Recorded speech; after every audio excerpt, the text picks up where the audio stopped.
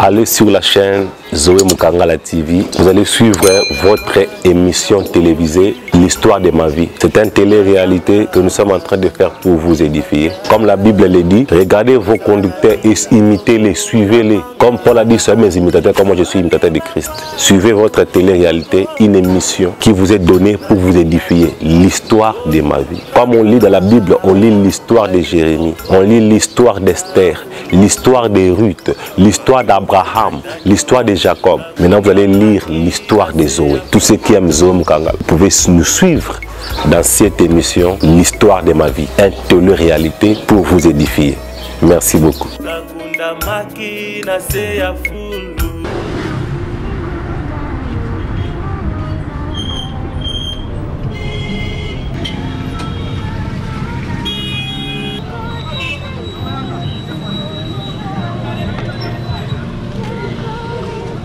Vraiment, vous savez que j'aime beaucoup le tourisme, j'aime beaucoup me balader, j'aime sortir un peu, j'aime beaucoup faire des visites.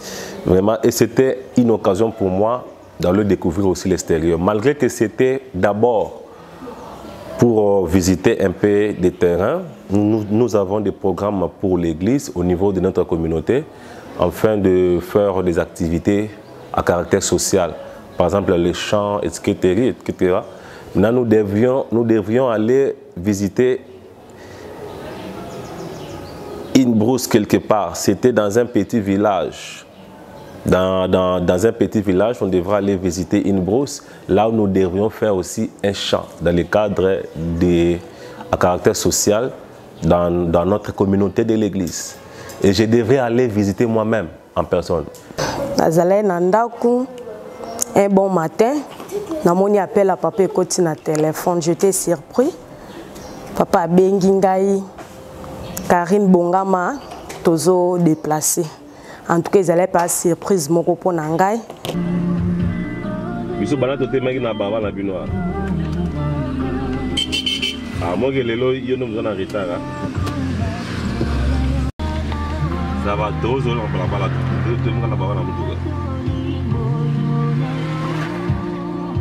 Tant papa Bengingai, dans quelques minutes, a rappelé nga aza déjà na coin na biso.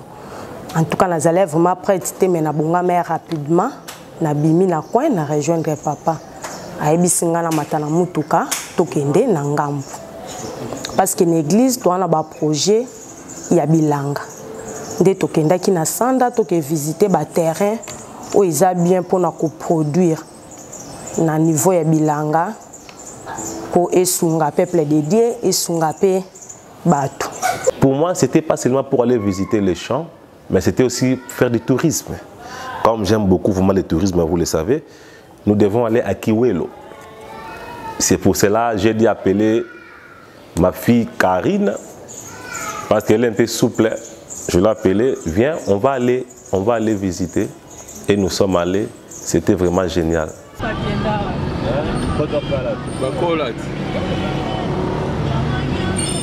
Oh, maman, t'étais.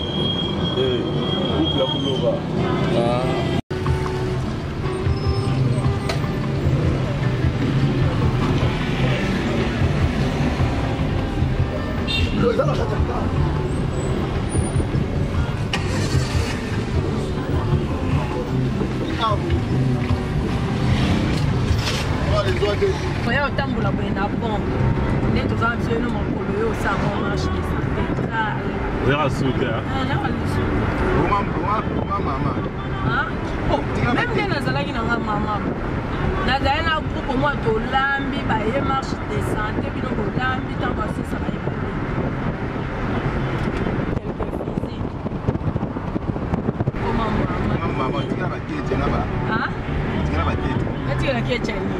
Maman a numéro boy. Oui, mon ballon est comme quoi il y a un niveau moko élevé papa. Il est là mon âge. Té. Yo comme un solo hein. Avec mon yo. Tango to pour ma cap. On les liquer les maman boyer. Abi ko sala na ngelo ko te na to tambo. So on a remarqué ba to loin matin. Bon maman. Ye o aka na dola. Bongo kolia la nzela. Kanenga.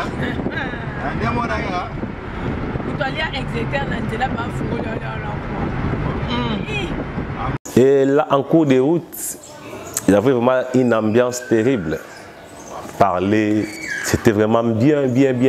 Parce que moi, j'aime ça. Vous savez, rester enfermé, souvent on tombe malade. Rester enfermé, ça crée beaucoup de choses telles que de stress, ainsi de suite. Mais quand vous sortez tout le temps, vous êtes un peu déstressé et vous êtes un peu relaxé. Ça contribue aussi pour la santé. Nous sommes allés là-bas, c'était vraiment très bien.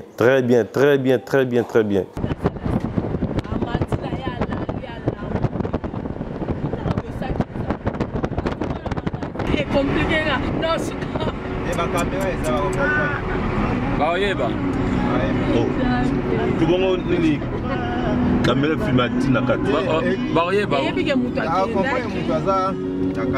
Mais filmer na kati mais ba comprendre. Ok papa il tombe ça fait bien net. La Jeep non. Oh mais on ça déjà pour na magele ka okati. Le bara Junior. Ndeko kamuninga no. Ça. Amoni. Mais Masuwa est bien moko. Écoute, on a jet privé, il y a directeur moko. Ay ba sengelinga ata masaka yemoko. Avion. Na yamai, jet amai.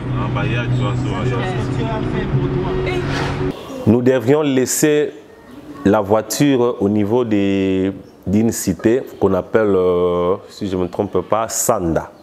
On devrait laisser les véhicules là. Nous devons prendre des motos. Vous savez, aller en brousse dans des motos, ce n'est pas facile. La route était tellement désordonnée, tellement dans un état lamentable. Mais nous sommes quand même allés. On a pris des motos, nous sommes allés, on a percé. C'est comme si vous entrez dans une grande forêt, dans une brousse. On a percé. Et j'ai appris même que là où nous étions allés, il y a aussi des bêtes de la brousse, hein, telles que des chacals, des symboliques. Je pense que ça ne peut pas manquer.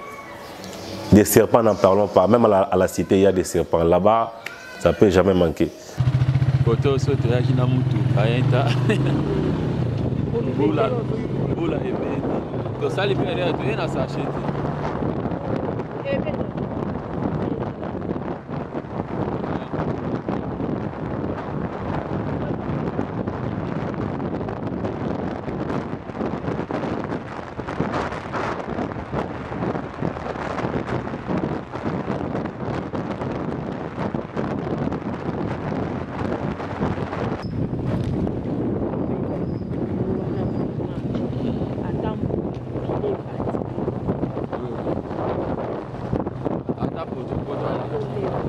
Nandela vraiment ezalaki bien te ebela ba risque nzela moko vraiment ezalaki bien te bangomba kokita komata mais nzamba sunga ebiso tokomaki na mboka Kiwelo mais tant bokomi na mboka Kiwelo il faut bokota lisusu banzela ya kati ya zamba chef du village alakisa biso territoire moko ya bien malbele moko eza malamu pona kosala bilanga mais surprise moko pona biso na nzela totambolaki tobungaki parce que zamba vraiment ezalaki munene tokomi na nzela tokomi ko se poser ba question est-ce que nzela balakisa biso yango yo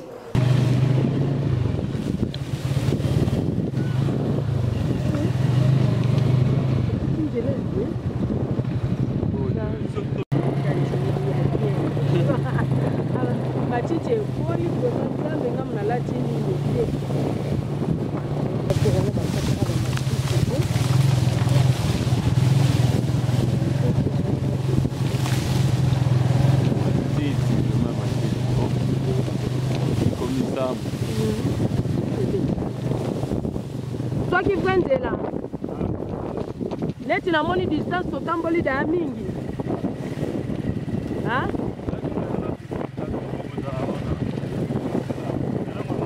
Et ça prend de là. Nous sommes entrés là-bas, mais tu sais quoi, nous nous sommes perdus. Parce que la première fois, nous étions venus avec un éclaireur, il nous a conduits jusque-là. La deuxième fois, nous nous sommes dit, on va aller nous-mêmes voir, essayer un peu de comparer des terrains. Nous sommes allés sans l'éclaireur. Mais nous sommes perdus parce que nous ne sommes pas habitués à y aller chaque fois. Nous sommes perdus, on tournoyait. Ok, quand nous sommes allés la première fois, c'était pendant la saison sèche, il n'y avait pas de brousse. Mais quand nous sommes allés pour la deuxième fois, c'était pendant la saison de pluie. Il y avait plein de brousses. Nous sommes perdus même les chemins. On a dit, doit-on continuer ou bien rentrer?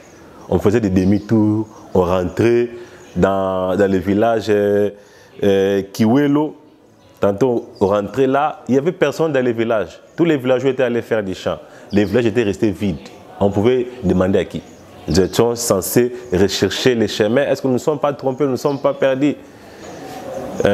Comme les Angolais disent souvent, Ngana mouche no caminho. Donc, nous sommes perdus vraiment en cours de route.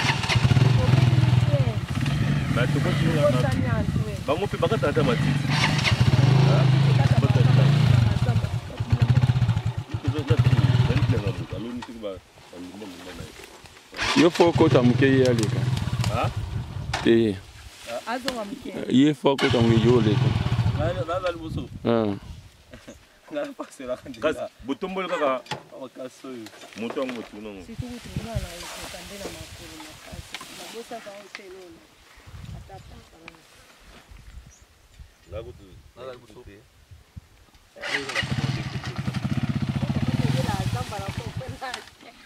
Papa ndaye la zamba na fo chimba la tele mbilo apembe. Ya yeba ina ngate utuzamba ngobo. Yebite ke to kota zamba. Papa explique que ya bilanga propre. Bilanga o ya zamba pinza yo mona bilanga ba jardin nda. Eza na te entrée.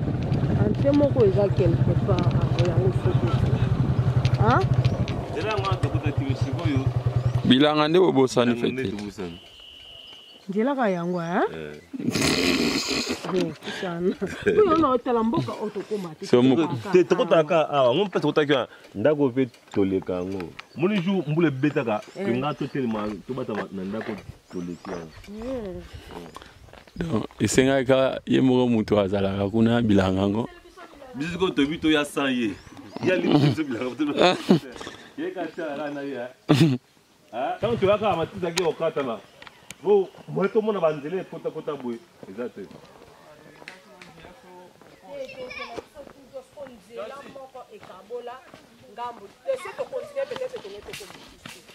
Maboso nabunga na mboka na zamba.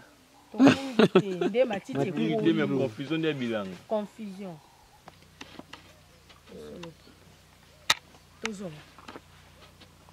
On a regardé l'atmosphère. Il devrait pleuvoir. Le ciel était tout noir.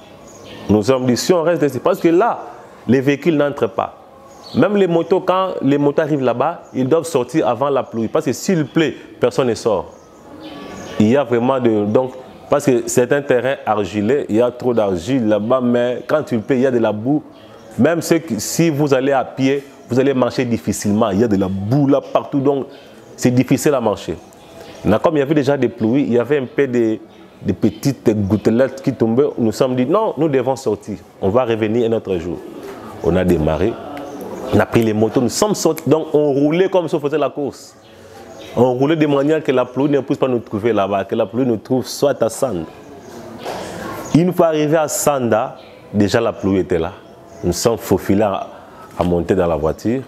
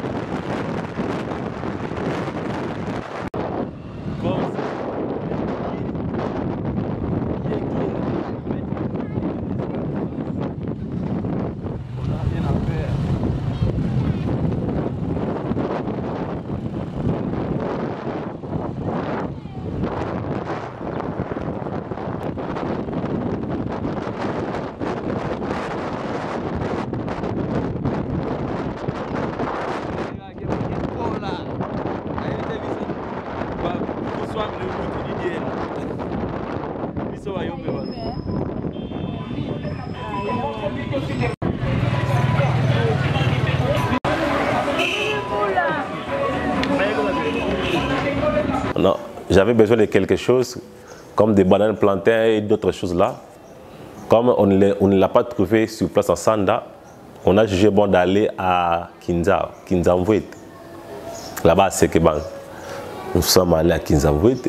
C'est là qu'on a trouvé.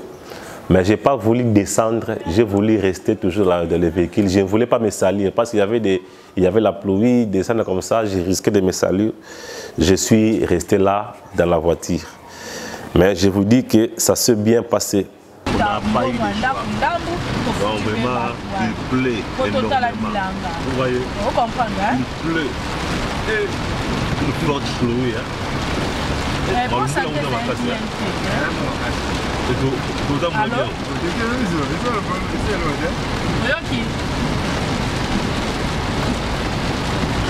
allô?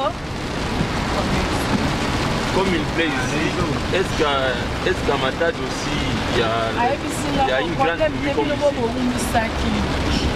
ici?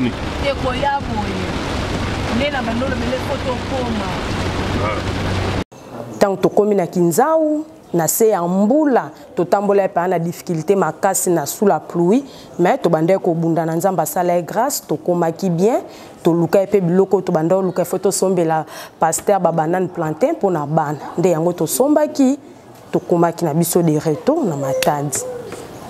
Mais moi ce que yulu abongo, bokika nzela moko ya. Ndotika na succès là. Moi, on est les gars qui passent au talent. Ouais. Il y a 8 personnes vraiment. Papa,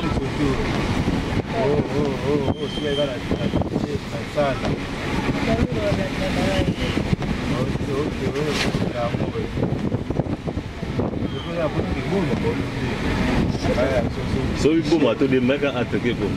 Ok, là je fichier ça. Alors c'est mon point. Après ça on belé là on va faire pas trop.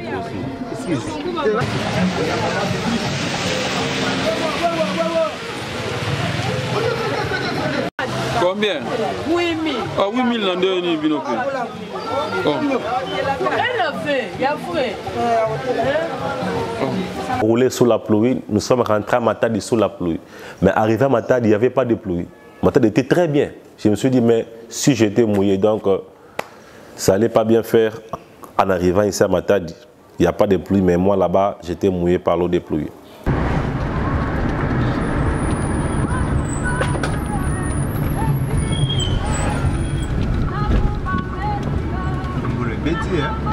On a comparé les résultats aux salaires en janvier. À peu près. Oui,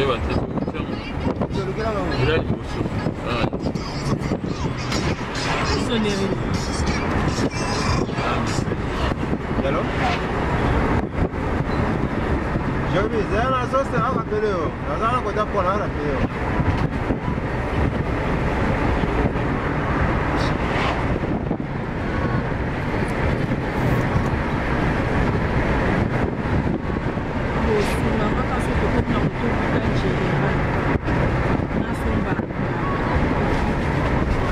Nous arrivons à Matadi, nous venons de Kinzau, donc nous venons d'Insanda et on a fait un scale à Kinzau, et un tour je peux dire à Kinzau et nous sommes maintenant à Matadi.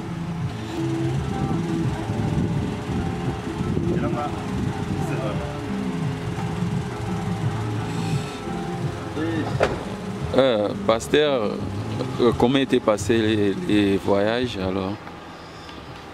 On a souffert un coup de route, il a plu, il y avait la pluie, on n'a pas pu explorer ce qu'on était allé explorer. Nous étions là à cadre de tourisme, on devait aller visiter comment les gens font les champs là-bas. Et on s'est trompé de chemin, peut-être on ne s'est pas trompé, mais tellement qu'il y a, cela fait beaucoup de temps, il y a eu des herbes partout, c'est ce qui nous a empêché de retrouver les bons chemins. Mais nous étions allés, nous sommes de retour, on va encore y rentrer, y retourner encore. Regarde mon chien qui vient m'accueillir. Ah, ne saute pas sur moi, reste là. Malinois, reste là. Ah, tiens. Ça c'est Malinois, mon petit chien. Et ça va battre la main dans la congélateur. Peut-être contact. Contacté. Il y a eu une forte pluie, c'est ce qui nous a empêché de ne pas continuer avec notre tourisme, notre découverte. C'est ça. J'ai reçu l'un de mes enfants dans le ministère, le révérend Paradoxe. Il était venu, il est à Loufou. Son église c'est Grâce Tabernacle. Il était venu me voir à Matadi. C'est quelqu'un qui est venu s'affilier à moi. Il avait commencé, mais il est venu s'affilier à moi. Dieu l'a envoyé vers moi et il m'a retrouvé. Et j'ai commencé à l'encadrer depuis lors. Il a fait au moins 3 semaines avec nous. Il était allé à Boma, visiter là-bas, il est revenu. C'est un enfant que j'aime beaucoup, docile, humble. Vraiment, côté humilité, je l'apprécie beaucoup. Nous étions avec lui.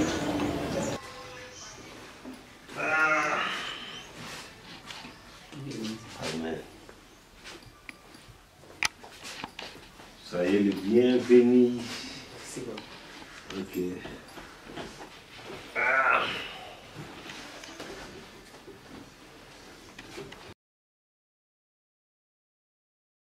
Vraiment que le Seigneur vous bénisse, tous les peuples de Dieu, partout que nous suivons, que Dieu vous bénisse richement.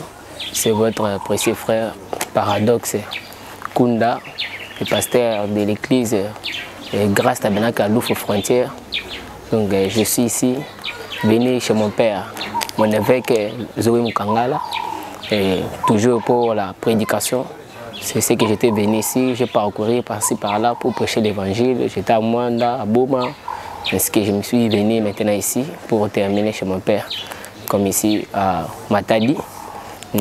Alors aujourd'hui, nous étions un peu sortis pour aller quelque part rendre visite parce que mon père avait perdu une servante parmi les servantes, un scribe qui écrivait aussi le message parmi les serviteurs de Dieu.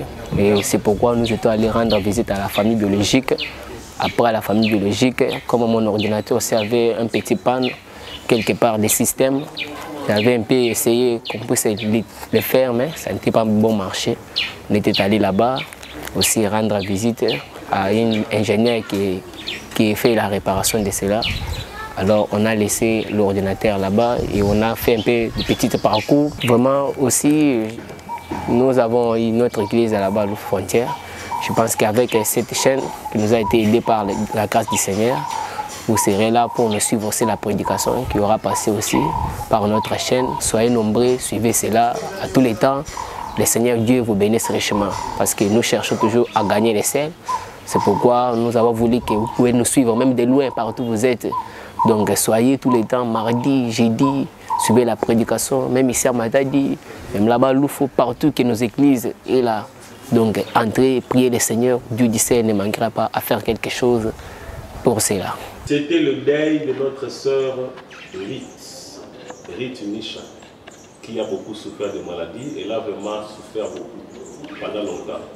Mais Dieu a jugé bon de retirer sa servante, sa fille. Et moi, je voyais que c'était une délivrance pour elle, parce que la manière qu'elle a souffert, la mort, c'était vraiment la délivrance pour elle. Je sais que maintenant que nous parlons, elle est dans la gloire. Et la veille mortière devait se faire le soir. Mais compte tenu de mon emploi du temps, comme je ne serai pas là le soir, j'ai jugé bon d'aller la journée, m'entretenir avec la famille de notre sœur pour voir qu'est-ce qu'on doit faire, qu'est-ce qui manque, ceci, cela. On est allé, j'ai trouvé la famille, je parlais avec le papa. Le papa il nous a bien reçus, on a parlé avec lui, on a pris tout ce qu'on devait prendre. Et nous sommes rentrés.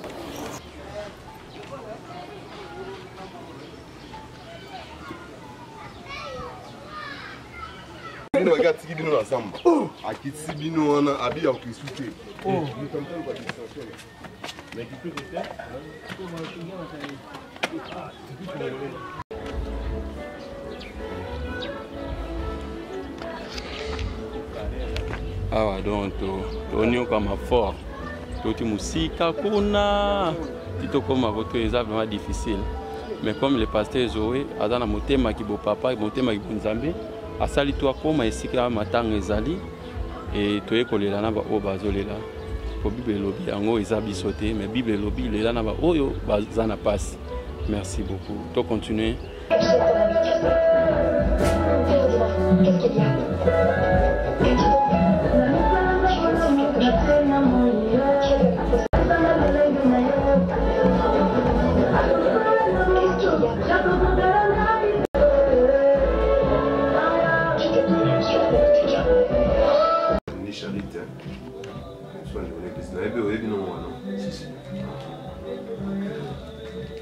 été tué la pasteur et le pasteur responsable.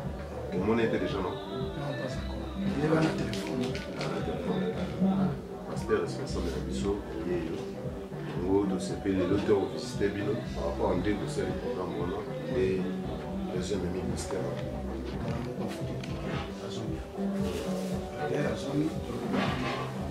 C'est une bonne chose. Ça passe tout le temps,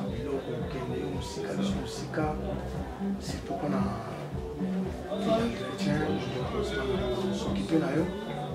Pour la maman, on va quelque chose. En première fois, on va dire sous traitement, pour ça, c'est un examen dans l'échographie parce que on a une chose. En dernier temps, on a comment qui va malade et pelé. Même il m'a eu un comme ça. M'a eu pas mêlé au pipi, au salabo. Donc maintenant, à comment il y a un système, il faut avoir la première année. Ceux qui balambi, na mabunaye, ceux qui ont le dans la chambre. On va aller dans la chambre, on a tombé le rôle, on a mêlé la soupe. A dit qu'il y a des gens qui ont la soupe, on a la soupe, il y a un temps, vraiment, il y a des guérisseurs.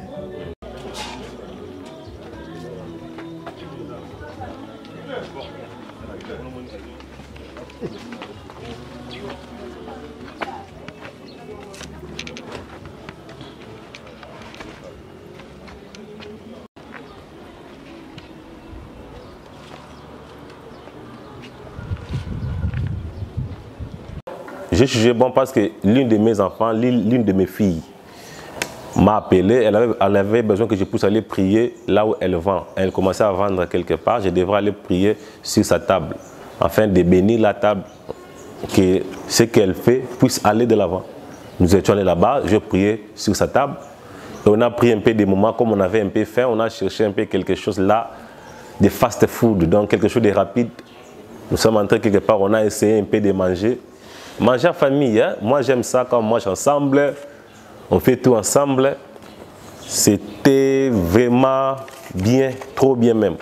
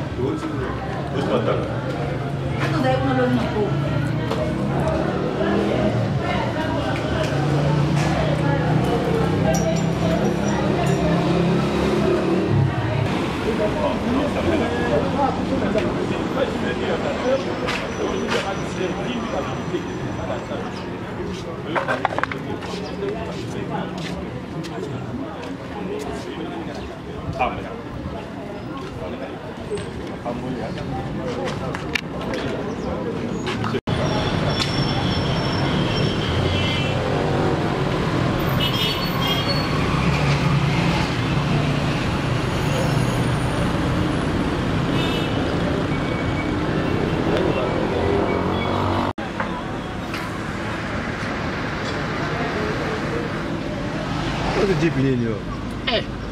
Jeep te omona. Vitu watomona mboko. C'est grave. Oui, je suis venu. Zenabasayo, comment tu es là-bas? Zenabagagage. Bébé. Comment tu vas? Basayo, jour yaki.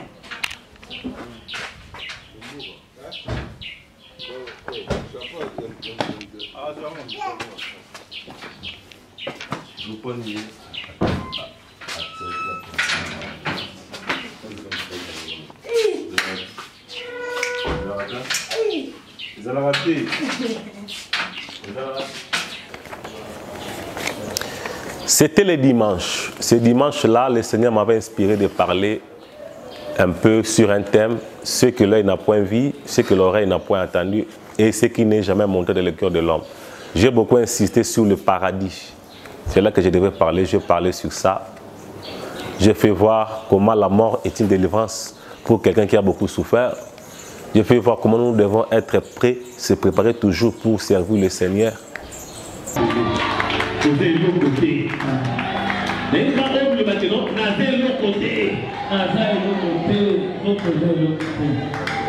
Tu peux pas voir comme si tu es le champion azadé.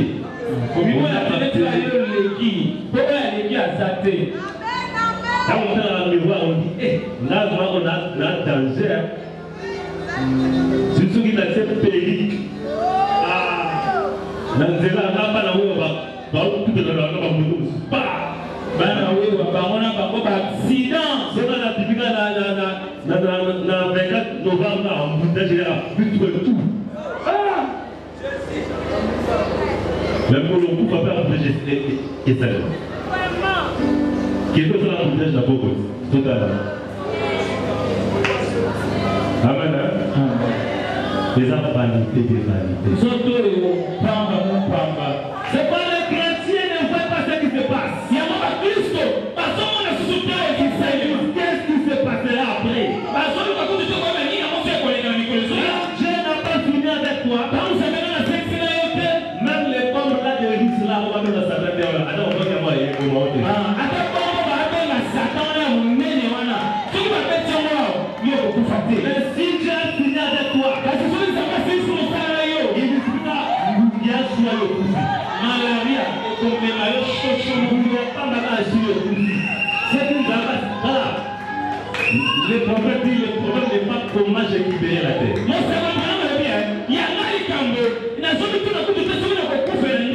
Comment tu fais un force de paix pour Dieu? Le nègre n'a beaucoup fait là. Et c'est la montagne est très bien savez. Dieu a prévu que les autres mourront noyés dans l'eau. Ça va monter comme si tu m'avais beaucoup fait la route. Tu es là dans la maille. Ou après, ma soupe de foutier. Ma soupe n'a pas été. Ça va pour ça pour les lions, les lions, les lions dans ça. Il y a beaucoup de terrain à cause de l'humanité. Je vais permettre même de voir si vous avez occasion de le mettre. Yodoki, pour me l'engager. Bon, ça va, on a. On a la loi, on a l'idée. Donc, ça fait dans le pays. Ça fait la pression, c'est là. Il y a un moment aussi, il y en a. Vous comprenez? Mais le problème, c'est comment je sortirai de la tombe. On se va vraiment le dire. Il y a là qui commence à te dire, il a beaucoup fait là. Mais là, il commence à dire, est-ce que n'a pas mis ma main, n'a pas mis ma main, Dieu, ça se sort. Parce que les gens, l'homme, il y a le c'est quoi? Pourquoi la Bible dit que le mort a Christ? On dit que les gens vont essayer, on a beaucoup fait la tête à Christ. Pourquoi heureux? On a dit que c'est un rabat. On a pas qu'il va au paradis. Ouais, c'est pas toi, parce que t'es dans le paradis. Les choses que Dieu a réservées pour les gens qui l'aiment. Par exemple, il y a comme ça, on dit ça. Nous avons les paradis. C'est un paradis. Ça, c'est quelqu'un comprend. Est-ce que c'est un poisson là-dedans, madame? Nous avons la salle d'échange de voile pour le mariage. Et ça, n'est pas la 3 ans et demi. Eh, quand même, ça, on a un temps pour Colia. Après, ça me dit, on a 3 jours, on a 3 ans et demi. 3 ans pour Banda. Là, le ciel n'est pas l'endroit pour l'homme. L'homme n'habitera pas au ciel. On n'a pas la terre. Nous sommes de la terre. Et si tu as la moto, et ça va m'appeler. Est-ce que vous êtes sur la terre privée? Nous irons pour la fête, c'est le roi. Parce que dans l'eau là, ton délicat, vous n'avez pas descendre. Même la nouvelle, je ne vais pas descendre. Quand on est ici, ton besoin à Jérusalem et à Sika. Et ça m'a dit là. L'homme va habiter sur la terre. Mais ton besoin à ici, ça m'a dit. Mais il pleure la vie. Et si tu as eu la paix, ça m'a dit. Est-ce que tu as compris? Est-ce que ça m'a besoin à Jérusalem? Ça n'a pas compris. Ça n'a pas compris. Ça n'a pas compris. Je suis allé pour faire un endroit. Alors oui, n'a pas commencé à Sika. Oh, Los Angeles, oh Paris, Babana de Toumamo Kala, voilà, Babana de Babana de Kala. Babana de Kala. Est-ce que vous comprenez? Mais là, le paradis, c'est le paradis existe. Et ça n'a pas pensé à Isaïe à partir du Nouveau Testament. Et par du seul nom de Babana, vous avez gagné à Sika. Dans le cercle, le paradis n'existe pas. Le paradis n'est pas le jardin d'Éden. Le paradis, c'est un endroit préparé pour le repos des âmes qui sont mortes en Christ.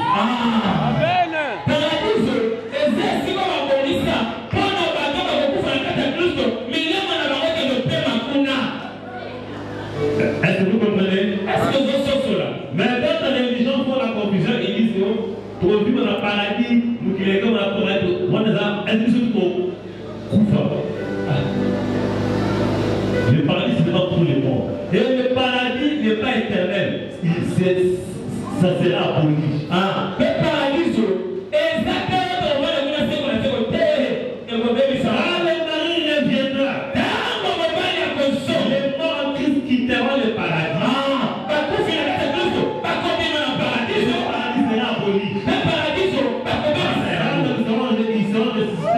Ensemble avec nous, nous allons changer.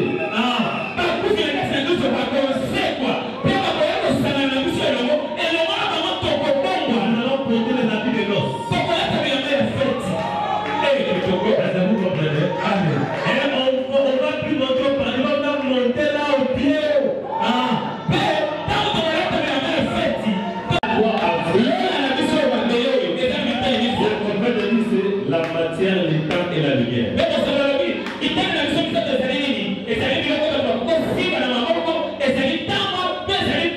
C'est ce qui constitue notre témoin.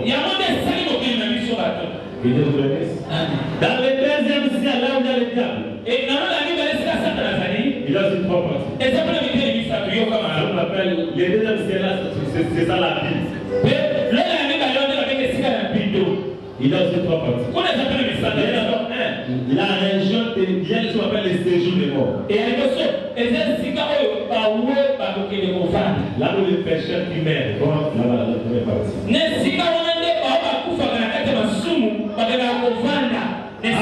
Après, il y a ce qu'on appelle la région des démons. Après, il y a l'enfer, là où il y a les diables. L'enfer ne dérange jamais les démons et les diables.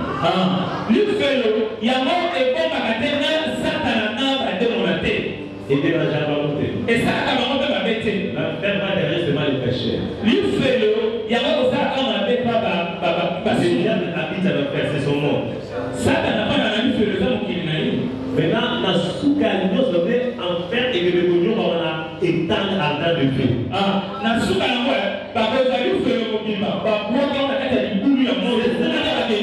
seulement dans l'étendre à temps de feu que le diable va s'ouvrir.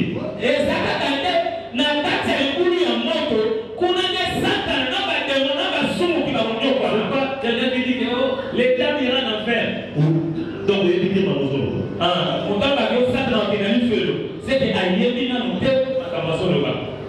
les diables iront dans les temps avant de faire ensemble avec tous les péchés encore.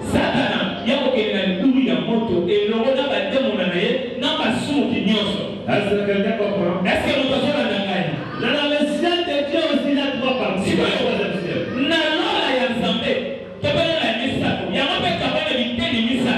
Il y a la première partie, c'est le paradis.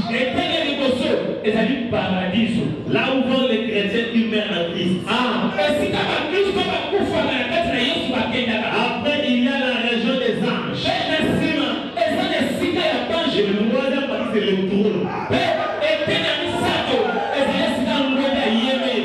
Selon Ésaïe 6. Elle est lion, les lions purs. Ce sont là les trois ciels. Avec les trois parties de chaque ciel. Ces trois ciels sont reliés par un canal qu'on appelle quatrième dimension.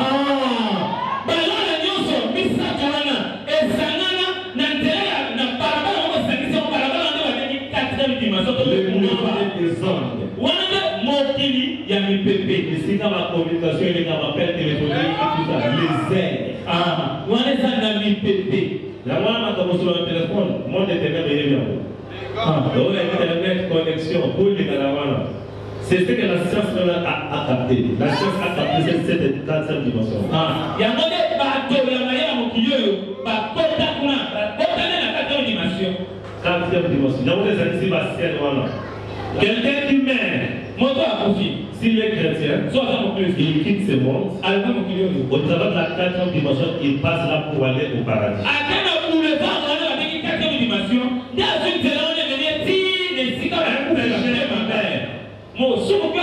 Il quitte ce monde. Il y a le même qui est dans la quatrième dimension. Et il va là-bas au séjour des morts. Moi, je loue à ça de personne vision. Il a raison des anges. Il passe par la quatrième dimension. Il vient dans ce monde, il se donne.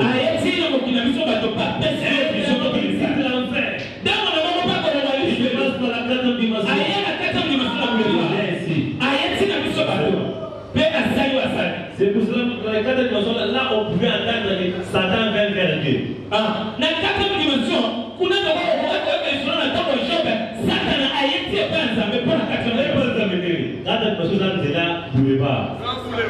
Tout passe là. Est-ce que vous comprenez? Le moment même Daniel a commencé à prier par lui, ange Gabriel vient avec la réponse, Satan a bloqué. Il a bloqué là. Il y a un moment où Daniel a fait ça, mais que c'est pas seulement par où il a fait. C'était Satan. Et ça veut dire Satan nous a dit ange devait vraiment légaliser. Ça ne veut pas dire que Satan était plus fort. Non. Ange Gabriel, il est un archange. Il y a un moment que Satan a fait un bouillon à casser.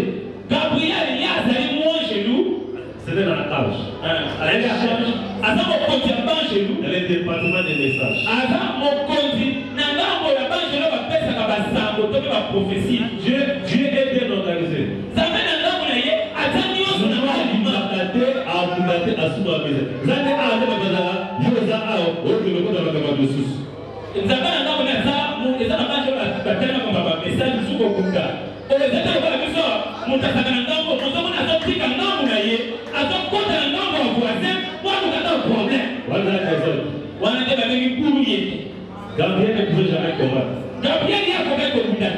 Il a fallu que Michael aille au Kunda. Et c'est là que mon continent, je l'ai vu tout ma vie, aille au Kunda. Si on dit un message de prière, on dit ange Michael, il a vu jouer. Il a vu Kunda. Michael y a le bagate, y a le bagaka. Vous avez besoin de message. On dit là, ange Michael, là qui dit, dans le livre, il Kunda, on a besoin de faire demain dans le monde. C'est pas ça, Michael, le Kunda. Moi, que mon âme, il y a un message. Et dans la gâtée, vous allez m'appeler, payer.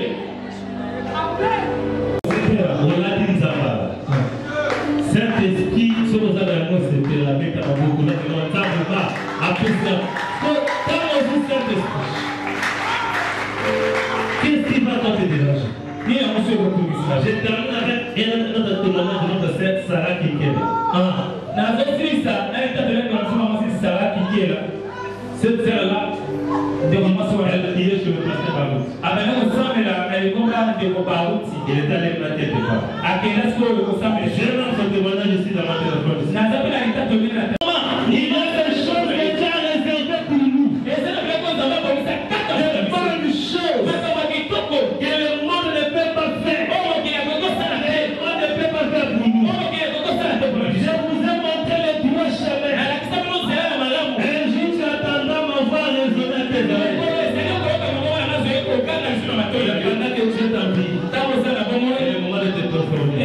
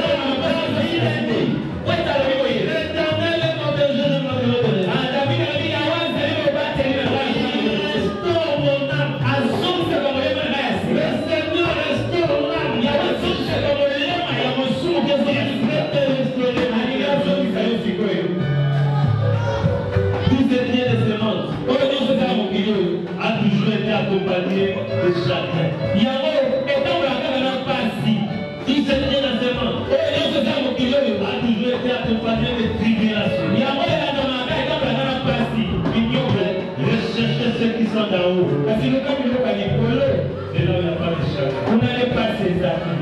Je veux dire, elle est une assemblée. Là seulement la main. Il y a comme la main, il faut qu'on aille. Là seulement la main. Comme la main, il faut qu'on aille. Alors qu'il y a besoin que Dieu puisse t'aider encore. Il y a besoin d'avoir souvent les sous. Et maintenant que je parle la grâce pour l'accord. Ah, la prédication était vraiment bien. Il y avait même les résultats après la prédication. Les gens se sont donnés à l'Éternel. Dieu a fait de grandes choses. Dieu a fait de grandes et de grandes et de grandes choses. C'est pourquoi vous voyez, il y a des gens couchés là par terre que le Seigneur a demandé que ça soit ainsi, afin que je puisse les relever. C'était un symbole, un signe du nouveau départ. Quand je relève quelqu'un, c'est pour dire qu'il commence un nouveau départ avec le Seigneur. C'est comme ça que ça s'est passé. Les gens étaient couchés, je les faisais relever. Relever, c'était par l'ordre du Saint-Esprit. C'était un dimanche meilleur et Dieu a fait de grandes choses. Merci.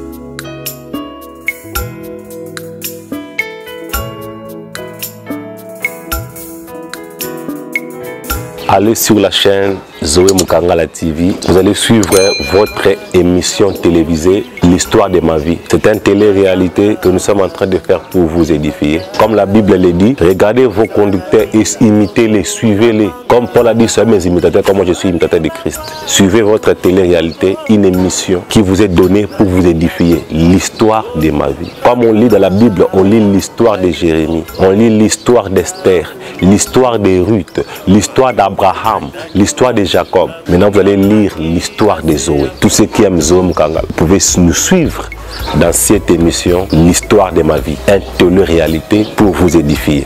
Merci beaucoup.